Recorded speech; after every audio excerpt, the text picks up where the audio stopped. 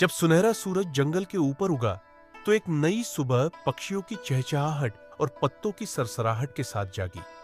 ऊपर से जंगल हरे समंदर की लहरों जैसा दिखता था, जीवंत और अद्भुत। सबसे ऊंचे पेड़ की चोटी पर नीचे की दुनिया को निहारता बैठा था एरो, सुनहरी पंखों वाला युवा बाज और पत्ते के आकार का लॉकेट पहने हुए।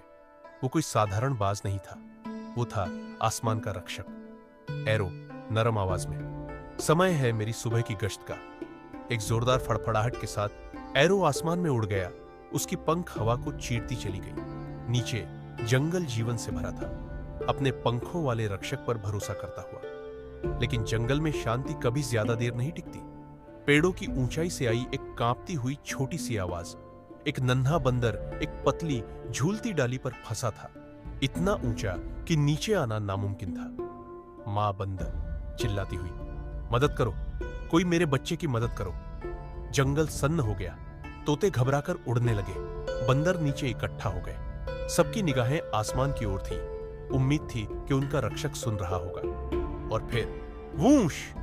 एरो बिजली की तरह नीचे झपटा। बेलों और पत्तों को चीरता हुआ वो उड़ता गया। उसकी नजरें डरे हुए छोटे बंदर पर टिकी थी।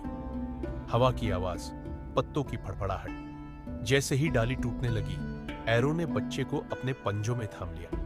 नरमी और ताकत के साथ वो उसे आसमान की ओर उठा ले गया। एरो मुस्कुराते हुए, डरो मत छोटे दोस्त, मैं हूं ना। एक मुलायम सी लैंडिंग के साथ एरो ने बच्चे को उसकी मां की बाहों में सौंप दिया।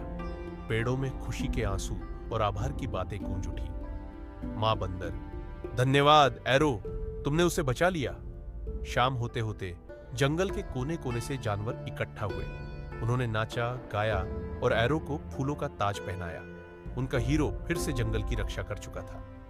मेंढक जोर से, एरो को सलाम, हमारे आसमान के रक्षक को। जब सितारे आसमान में चमकने लगे, एरो चांदनी रात में उड़ता गया। उसका लॉकेट हल्के से चमक रहा था, उम्मीद और बहादुरी का प्रतीक। जंगल चैन की नींद सो गया, ये जानकर कि उनका रक्षक ऊपर से देख रहा है। बहादुर बनो, दयालु बनो, अपने संसार के रक्षक बनो।